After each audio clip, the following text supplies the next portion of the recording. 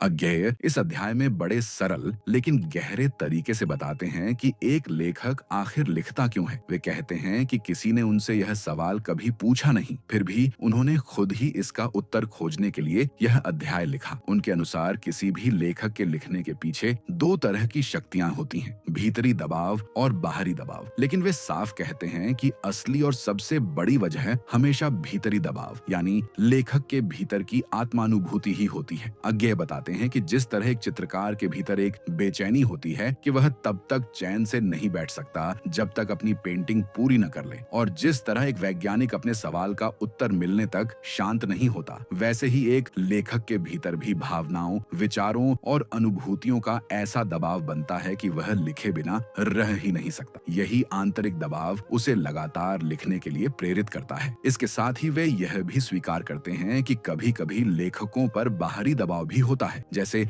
संपादकों का आग्रह, प्रकाशकों की मांग या आर्थिक जरूरतें। संपादक और प्रकाशक समय समय पर लेखक से नई रचनाएं मांगते रहते हैं, और कुछ लेखक ऐसे भी होते हैं जो बिना किसी बाहरी प्रोत्साहन के लिख ही नहीं पाते। जैसे कोई व्यक्ति सुबह उठने के लिए अलार्म का इंतजार करता है, वैसे ही कुछ लेखक लिखने के लिए किसी आग्रह का इंतजार करते हैं। लेकिन अज्ञेय कहते हैं कि उन्हें किसी बाहरी अलार्म की जरूरत नहीं पड़ती। उनकी सबसे बड़ी प्रेरणा हमेशा उनके भीतर से आती है। हाँ, अगर संपादक या प्रकाशक आग्रह कर दें तो उन्हें कोई परेशानी नहीं होती, बल्कि वह उनके लेखन को और उभार देता है। इसके बाद अज्ञेय अपनी भीतरी अनुभूति का सबसे महत्वपूर्ण उदाहरण साझा करते हैं, हिरोशिमा की यात्रा का। जब वे जापान गए तो उन्होंने एक पत्थर देखा जो बुरी तरह झुलसा हुआ था और जिस पर एक मनुष्य की लंबी काली छाया हमेशा के लिए छप गई थी। विज्ञान का विद्यार्थी होने के कारण वे समझ सके कि एटम बम के गिरते ही रेडिएशन ने उस व्यक्ति और आसपास के क्षेत्र को पल भर में जला दिया होगा, और जिस हिस्से पर वह व्यक्ति खड़ा था वहीं पत्थर जलने से बच गया। यह दृश्य उनके दिल को हिला गया। उन्हें ऐसा लगा जैसे वे उस दर्दनाक पल के साक्षी हों। यही गहरा आंतरिक कंपन, यही व्याकुलता उन्हें लिखने को मजबूर कर देती है, और इसी से पैदा हुई उनकी प्रसिद्ध कविता हिरोशिमा। अज्ञेय कहते हैं कि यह कविता उनके अनुभव से नहीं बल्कि उनकी अनुभूति से जन्मी है। यही इस अध्याय की सबसे महत्वपूर्ण बात है। वे बताते हैं कि अनुभव वह है जो किसी व्यक्ति के साथ प्रत्यक्ष रूप से होता है, लेकिन अनुभूति उससे कहीं अधिक गहरी होती है। ये वह क्षमता है जिसमें आप किसी और के दर्द को महसूस कर पाते हैं। जैसे किसी बच्चे को चोट लगने का अनुभव सिर्फ उसे होता है, लेकिन उसकी माँ उस दर्द की अनुभूति उससे भी ज्यादा करती है। ठीक इसी तरह लेखक भी कई बार वह महसूस कर लेता है जो उसने देखा तो नहीं, लेकिन भीतर से महसूस किया होता है। इसी अनुभूति को अज्ञेय लेखन की असली शक्ति और अपनी सबसे बड़ी प्रेरणा बताते हैं, और इसी के साथ अध्याय का संदेश साफ हो जाता है कि लेखक लिखता इसलिए है क्योंकि उसके भीतर एक बेचैनी, एक तीव्र अनुभूति उसे लिखने पर मजबूर करती है, और जब तक वह उसे शब्दों में ढाल न दे,